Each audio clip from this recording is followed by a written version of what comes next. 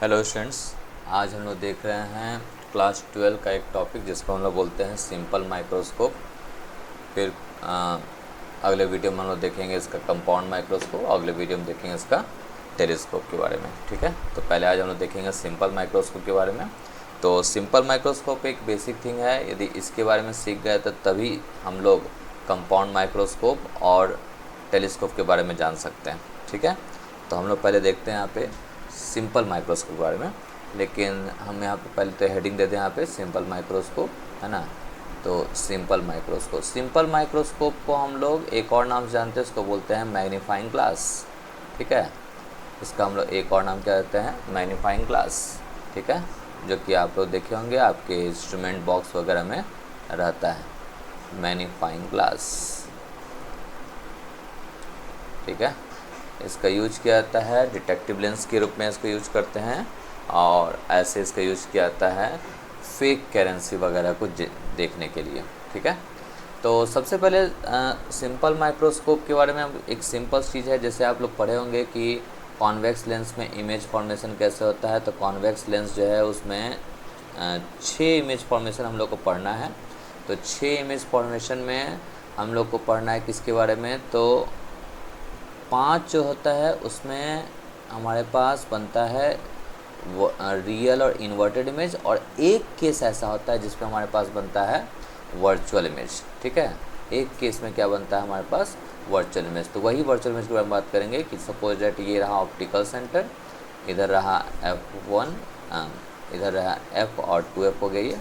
ठीक है, और इधर ये भी रहा F और इधर रहा यहाँ पे 2F, F1 F2 बाद में देखेंगे हम लोग क्या होता है। तो यहाँ पे ये एक ऑब्जेक्ट है। ठीक है, एक इससे एक रे निकलेगा, और ये रे जो है वो parallel to the principal axis है। तो ये पास कहाँ से करेगा, ये पास करेगा कहाँ से, तो फोकस से पास करेगा। ठीक है, और एक रे जो है वो पास करेगा कहाँ से, तो ऑप्टिकल सेंटर से। ठीक है, अब ये इधर तो मिलने वाला है नहीं, इसलिए इसको पीछे बढ़ाते हैं हम लोग।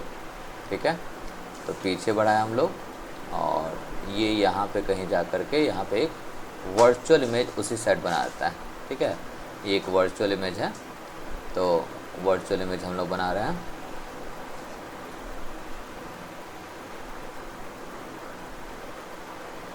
ठीक है, एक वर्चुअल इमेज बना दिए, इसका नाम हो गया A डैश, आइए B डैश, और ये हो जाएगा A, और ये हो जाएगा B। हम लोग जब भी रे डायग्राम बनाते हैं तो उसमें एरो जोड़ देते हैं, तो एरो जोड़ यहाँ पे शो कर देना है। ठीक है, और चूंकि इसको वर्चुअली पीछे बढ़ाया गया सेल्स, तो उसके लिए एरो नहीं यूज करना है। ठीक है, तो सबसे पहले बात कि कोई भी लेंस के बारे में हम लोग पढ़ रहे हैं, तो इसमें कोई भी मैग्नीफाइंग ग्लास है, कोई माइक्रोस्कोप के बारे में पढ़ रहे हैं, तो हमें 2 चीज़ ध्यान रखना पड़ता है। एक होता है जिसको बोलते हैं अल्फ़ा। तो अल्फ़ा क्या होता है कि angle subtended bye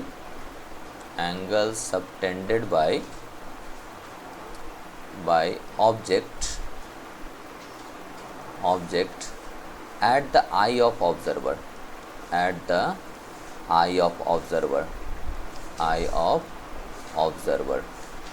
angle subtended by object at the eye of observer। Okay, और एक होता है बीटा। तो बीटा का हम बारे में बात करते हैं कि एंगल subtended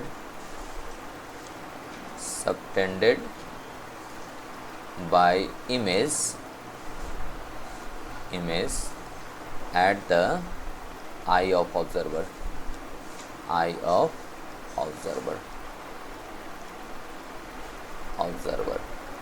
ठीक है, तो यहाँ पे ऑब्जेक्ट ये रहा। ठीक है, और ये ऑब्जेक्ट है और ये इमेज है। तो हम लोग क्या करते हैं कि ये यहाँ से यदि कोई ऑब्जर्वर इसको देख रहा है, तो ये ऑब्जर्वर यहाँ से देख रहा है, तो यहाँ से ये हो गया ऑब्जेक्ट। तो ये ऑब्जेक्ट जितना एंगल बनाएगा ऑब्जर्वर के आई पे, और ये रहा इमेज जितना एंगल बनाएगा ऑब्जर्वर के आई पे। इसलिए हम लोग क्या करते हैं कि इसको एक ही प्लेन पे पहले आते हैं, ताकि ये पता चले यहाँ पे कि कितना एंगल बनाएगा।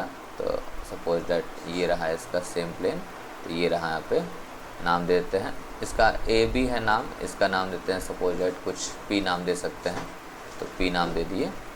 और ये रहा ऑब्जेक्ट, ठीक है, तो इसको हम थोड़ा डार्क कर देते हैं, ठीक है।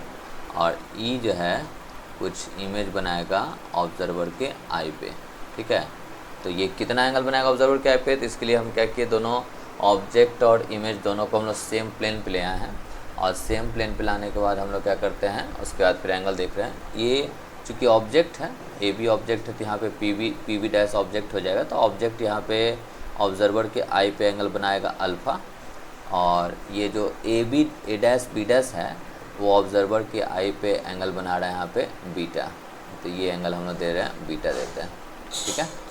अब यहाँ से हम लोग सबसे पहले अल्फ़ा के बारे में बात करें, तो अल्फ़ा इज इक्वल टू होता है, तो चूँकि एंगल काफ़ी छोटा आता है तो आपको ये याद रखना चाहिए कि अल्फ़ा बोले या साइन अल्फ़ा बोले या टैन अल्फ़ा बोले सब एक ही वैल्यू होता है। तो यहाँ पे इसलिए अल्फ़ा इज इक्वल टू जहाँ पे यूज करेंगे परपेंडिकुलर बाय बेस। तो आपको दिख रहा होगा एक ट्रायंगल दिख रहा होगा पी बी डैश ओ में, अल्फ़ा जो है उसके लिए परपेंडिकुलर यहाँ पे हो जाएगा पी बी डैश, बाय हो जाएगा इसका जो बेस हो जाएगा बी डैश ओ, ठीक है। तो इस तरह से हम लोग जब बीटा के बारे में बात करते हैं तो बीटा जो है इमेज कितना एंगल बना रहा है, तो बीटा यहाँ पे देखा जाए A dash B dash O triangle में, A dash B dash O, ये रहा ए डैश, ठीक है, और ये रहा बी डैश और ये रहा ओ। इस ट्रायंगल में बीटा इज इक्वल टू देखा जाए तो परपेंडिकुलर यहाँ पे हो जाएगा A dash B dash, A dash B dash, और यहाँ पे हो जाएगा बेस के रूप में हो जाएगा बी डैश ओ, ठीक है। फिर हम लोग एक बात करते हैं, इसको बोलते हैं हम लोग मैग्नीफाइंग पावर। तो जब हम एमपी बोलते हैं तो इसको बोलते हैं magnifying power, magnifying power.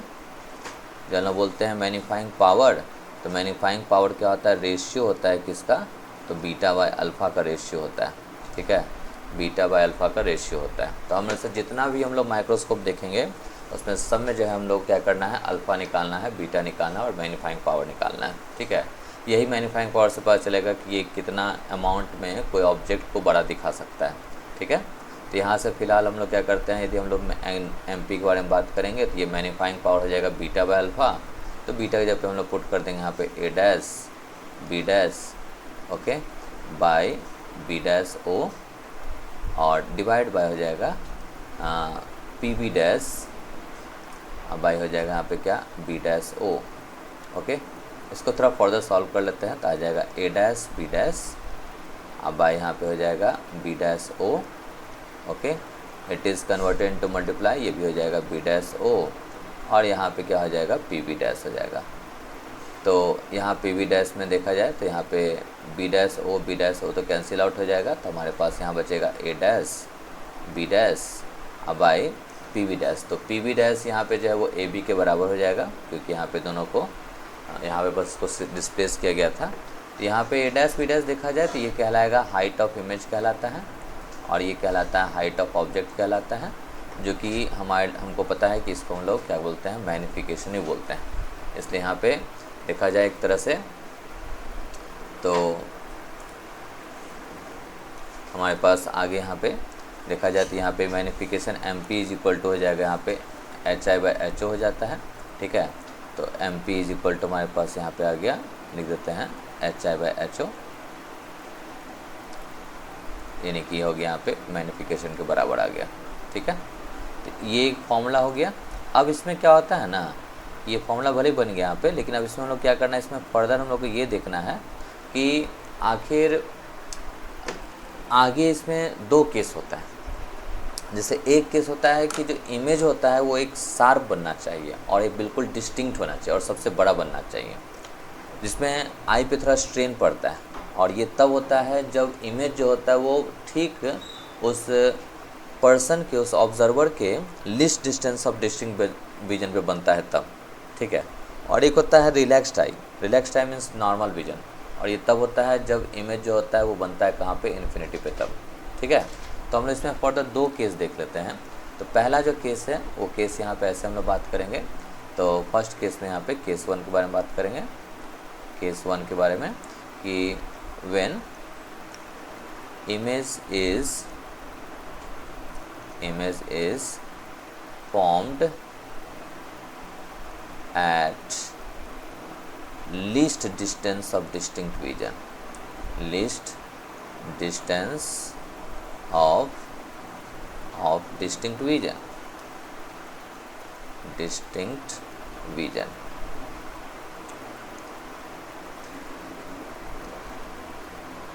Distinct vision, least distant of distinct vision पे, ठीक है। इट मीन्स यहाँ पे ये केस ऐसा है जिसमें क्या होता है ना कि इमेज जो है सबसे बड़ा बनेगा, ठीक है। तो हम ये बोल सकते हैं यहाँ पे कि when image is image have maximum magnification, तो लिख देते हैं when image has maximum magnification,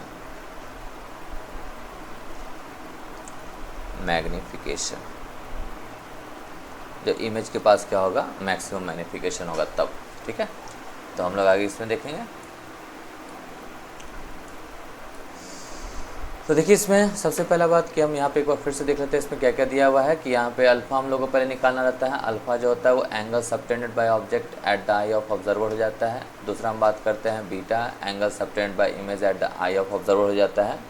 और अल्फ़ा यहाँ पे हम निकाल लिए, पहले ऑब्जेक्ट को हम लोग क्या करते हैं इमेज के लेवल में ले आए हैं और उसके बाद फिर यहाँ पे अल्फ़ा निकाले तो अल्फ़ा इज इक्वल टू आ जाता है perpendicular by base and beta is equal to खुद परपेंडिकुलर बाय बेस निकल गया। मैग्नीफाइंग पावर का फॉर्मूला होता है beta by alpha, that is M P is equal to हो जाएगा बीटा बाय अल्फ़ा। दोनों को डिवाइड करते हैं यहाँ पे तो बी डैश ओ कट जाता है, यहाँ पे तो आ गया H I by H O यानी कि एम हो गया मैग्नीफिकेशन। और अब हम लोग आगे देखेंगे इसमें किसका फर्दर केस क्या है, ठीक है। तो हम लोग देख रहे हैं इसमें जो नेक्स्ट हम बात कर रहे हैं किसके बारे में, तो यहाँ से हम लोग आगे देखते हैं यहाँ पे।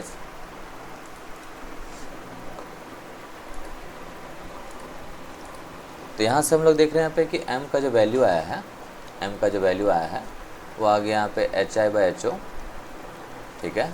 आई इज इक्वल टू हो गया यहाँ पे कितना, तो m के बराबर आ गया, ठीक है।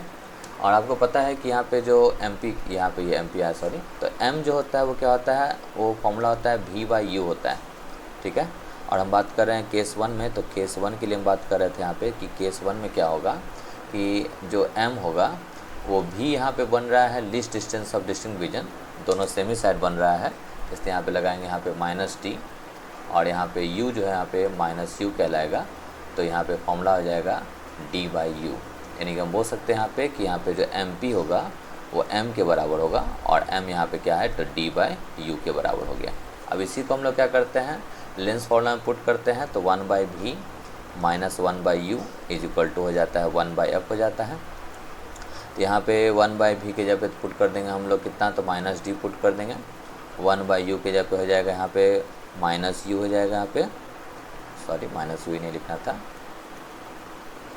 तो यहाँ पे हो जाएगा minus u, I equal to कितना हो जाएगा 1 बाई एफ हो जाएगा, तो यहाँ पे 1 बाई एफ लिख दिए। अब इसको फर्दर सॉल्व करते हैं यहाँ पे, तो आ जाता है minus 1 by D plus 1 by u, I is equal to हो जाएगा 1 बाई एफ हो जाता है, ठीक है। तो यहाँ से सॉल्व करते हैं यहाँ पे, तो यदि हम लोग क्या करते हैं सब जगह डी से मल्टीप्लाई कर दीजिए, तो यहाँ पे आ जाएगा माइनस डी से मल्टीप्लाई कर दिए, समझ गए सब, मतलब डी से मल्टीप्लाई कर दिए सबका, तो यहाँ आ जाएगा प्लस डी बाई यू और यहाँ आ जाएगा डी बाई एफ हो जाता है, ठीक है। इसको हम सॉल्व करते हैं यहाँ पे, तो इसको सॉल्व करते हैं तो यहाँ पे आ जाता है हमारे पास डी बाई डी हो गया, यहाँ पे माइनस 1 हो गया और डी बाई यू हमको पता ही यहाँ पे क्या होता है एम पी हो जाता है, यहाँ ले जाएंगे एम पी लिख देंगे, यहाँ पे इज इक्वल टू आ गया वो डी बाई एफ आ गया यहाँ पे, ठीक है। तो यहाँ से एम पी का फॉर्मूला होगा हमारे पास 1 प्लस डी बाई एफ ही हो जाता है, ठीक है। तो ये हमारे पास एम पी का फॉर्मूला हो गया, कब किसके लिए, जब इमेज जो होता है वो कहाँ बनेगा least distance of distinct vision के पास, और इस समय क्या होता है इसके पास मैक्सिमम मैग्नीफाइंग पावर होगा, मैक्सिमम एमपी होगा, ठीक है। तो ये फॉर्मूला भी हो सकता है, डी बाई यू भी हो सकता है और यहाँ पे 1 प्लस डी बाई एफ हो सकता है। यहाँ पे देख रहे हैं यहाँ पे यू ऑब्जेक्ट डिस्टेंस दिया हुआ है, यहाँ पे ये फोकल लेंथ दिया हुआ है, इसलिए यहाँ पे डी हमारे पास पता रहता है। जनरली नॉर्मल विजन के लिए डी जो होता है वो क्या होता है least distance of distinct vision यानी कि -25 सेंटीमीटर होता है, और एफ यहाँ पे फोकल लेंथ यदि पता है यदि उस कॉन्वेक्स लेंस का, तो हम आराम से यहाँ पे एम पी निकाल सकते हैं, ठीक है। इसका जो सेकंड केस आता है, केस 2 के बारे में बात करते हैं हम लोग, तो सेकंड केस हम लोग बात करेंगे यहाँ पे। तो सेकंड केस में यहाँ पे हम लोग बात करते हैं इस तरह से केस 2 में, तो केस 2 यदि हम बात करते हैं तो यहाँ से देखते हैं यहाँ पे केस 2 में कि केस 2 में हम लिख रहे हैं कि when image is formed at normal vision, means for normal vision के लिए हम लोग बात करते हैं, फॉर नॉर्मल विजन के लिए। यदि हम लोग बात करते हैं फॉर नॉर्मल विजन के लिए, इसका मतलब ये होता है कि मैक्सिमम मिनिमम मैग्नीफिकेशन होगा और साथ साथ यहाँ पे जो इमेज बनेगा उसको बनता है कहाँ पे, इन्फिनिटी पे। Image is formed at infinity. Image कहाँ बनेगा, इन्फिनिटी बनता है, ठीक है।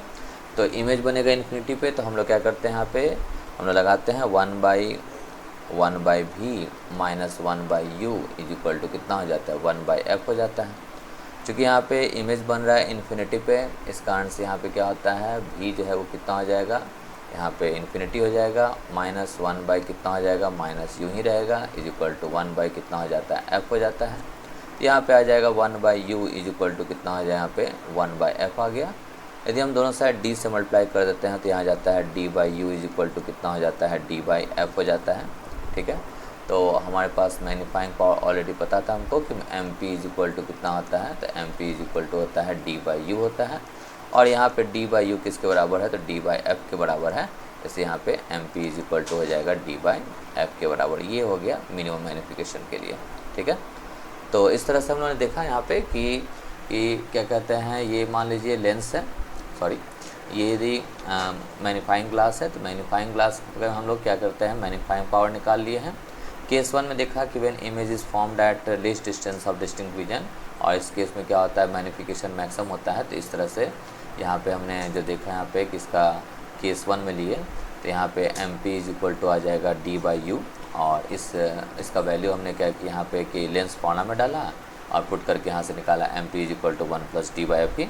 यही हम लोग यूज़ करेंगे आगे जा कर के माइक्रोस्कोप, कंपाउंड माइक्रोस्कोप में। इसलिए ध्यान रखा जाए कि जब भी least distance of distinct vision पे इमेज फॉर्म होगा तो यहाँ पे mp का डायरेक्ट फॉर्मूला हम लोग यूज़ करेंगे 1 + d/f, ठीक है।